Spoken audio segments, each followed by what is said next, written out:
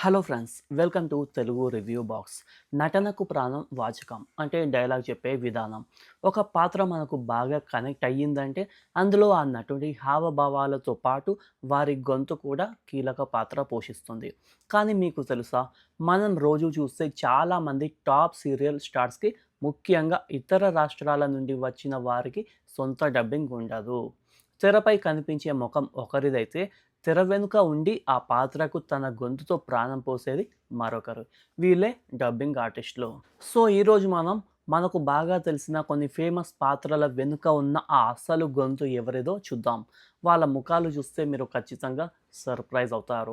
అయితే అంతకన్నా ముందు మీరు మన యూట్యూబ్ ఛానల్ని సబ్స్క్రైబ్ చేసుకోవచ్చు, లైక్ చేసుకోవచ్చు, పక్కనే ఉన్న గంట సింబల్ని కూడా యాక్టివేట్ చేసుకోవచ్చు. ఇంకా మనం టాపిక్‌లోకి వెళ్ళిపోదాం. కొన్ని పాత్రలు చూడగానే మనకు దండం పెట్టాలనిపిస్తుంది. వారి హుందాతనం, గంభీరమైన గొంతు చూసి భయపడతాం. ఉదాహరణకు ఒకప్పటి 'కార్తీక దీపంలో' సౌందర్య గారి పాత్ర, లేదా ఇప్పుడు వస్తున్న టాప్ సీరియల్స్‌లోని విలన్ అత్తగారి పాత్రలు. ఆ నటీమణులు చాలా అద్భుతంగా నటించినా ఆ పాత్రకు అంత వెయిట్ రావడానికి కారణం వారికి డబ్బింగ్ చెప్పిన సీనియర్ ఆర్టిస్టులే. ఆ గొంతు లేకపోతే ఆ పాత్ర అంత పండేది కాదేమో. ఇక మన సీరియల్ హీరోయిన్ల విషయానికి వస్తే చాలామంది బెంగాల్, కర్ణాటక, ముంబై నుండి వచ్చిన వాళ్ళే. వారికి తెలుగు అస్సలు రాదు. కానీ తెరపై చూస్తే మాత్రం అచ్చం తెలుగు అమ్మాయిలాగా స్పష్టంగా డైలాగులు చెప్తారు. ఆ మ్యాజిక్ చేసింది ఎవరో కాదు, మన తెలుగు డబ్బింగ్ ఆర్టిస్టులే.